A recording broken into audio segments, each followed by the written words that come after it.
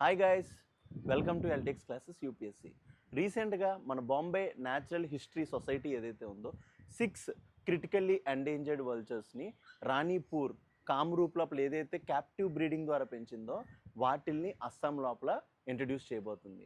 దీన్ని బట్టి మనకు తెలియాల్సిన కాన్సెప్ట్ ఏంటంటే వల్చర్స్ ఇండియాలో 9 కైండ్స్ ఆఫ్ వల్చర్స్ ఉంటాయి. అందులో 4 క్రిటికల్లీ ఎండేంజర్డ్ వల్చర్స్ ఉంటాయి.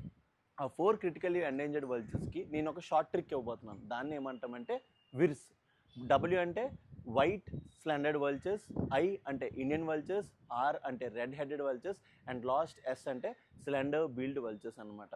ఈ బాంబే న్యాచురల్ హిస్టరీ సొసైటీ ఏదైతే ఉందో వల్చర్ కన్జర్వేషన్లో ఇండియా లోపల చాలా పివటల్ రోల్ ప్లే చేస్తుంది.